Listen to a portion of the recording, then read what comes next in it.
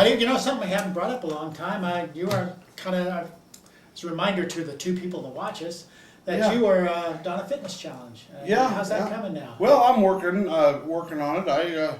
I took the trash dumpster up the other night, a little bit more instead of making my kid do it. Good, or your dog. Or my dog, yeah, we could hook them up.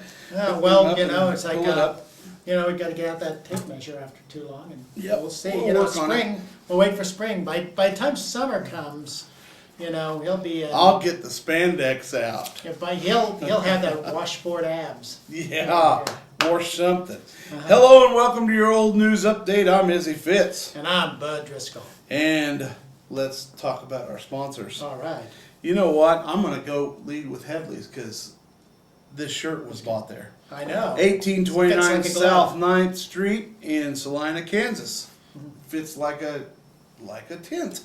Well, on me it does. Yep, fits perfect on me. Yeah. Eagle Crest Retirement Community, 1501 East Magnolia, and Smoky Hill Museum, 211 West Iron. Well, you'll make history. And you are up, my friend. All right, we'll go back to 50 years ago. 50 years ago. One of Salina's most famous sons. January 28, 1963. A former Salina resident is making a new name for himself as an actor. George Sawaya Jr., the son of Mr. and Mrs. George Sawaya Senior at 130 South Clark, recently changed his name to George Murdoch. His latest role was as a sergeant in Gallant Men, a TV show. He is soon scheduled to be seen on The Untouchables, good show, in the near future. George has been in Hollywood for the past 2 years. Before that, he spent 6 years in New York. He is a graduate of Salina High School and also attended Kansas Wesleyan University. Now, didn't he move on to Barney Miller? Yeah, and he was in a great supporting role in Barney Miller. That's right. Several Star Trek episodes and scientific and he was an entertaining guy. and a ventriloquist dummy in one of the original Twilight Zones. He was. Yeah, with Cliff Robertson. Wow. Look that up if you don't see it. January 30th, 1960. That's right, Mr. Murdoch. Never argue with a woman while she's driving a car. That's what a husband learned while riding down Santa Fe in a car driven by his wife. This was from January 30th, 1963. The couple had a spat, and the husband, deciding he'd better play it safe, reached over and turned off the car's ignition system. Infuriated, the woman started pounding him. Too late, she remembered she was driving the car. It went out of control and struck a light pole in the North 700 block of that street. Sure this wasn't your folks, is he? Yeah, well, it could have been. Could have been. You may never have been born. Yeah, it could have been back there, yeah. I know, struck a light bulb. Well, never make a woman mad. Never. He's learned that from from being a married man for how long? That's right. All right. January 1st, 1938. No, I think that's probably January 31st. Yeah. Or February 1st. I don't know. There's one mistake here somewhere. But I would say February 1st. I'd say February 1st. Yeah, we'll do some editing, right? Here's an update.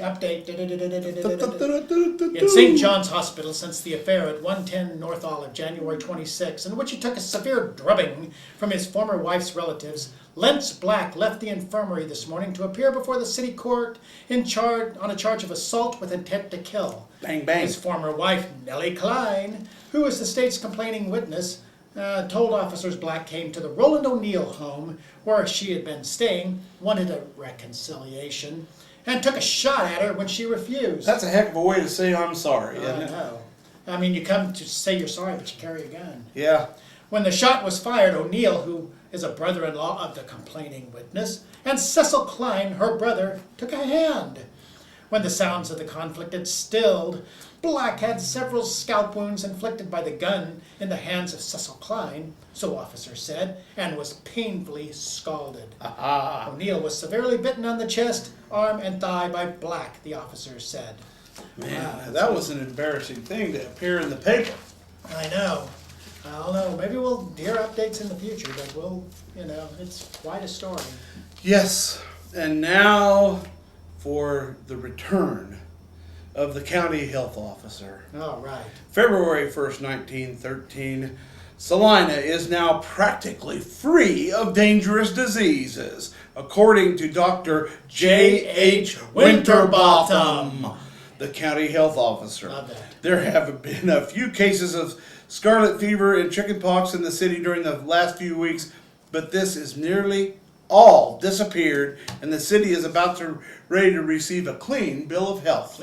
Clean. There is a chance of diphtheria reported from the country east of Minter, and there was a case in the same disease near New Cambria, but the patient. It says patent. Yeah. And more editor. But the patient has recovered. There is no diphtheria in Salina. And you know why there's not? Why? Because of County Officer J.H. Winterbotham. Good man, good man. Oh man, I want to party with him. I know.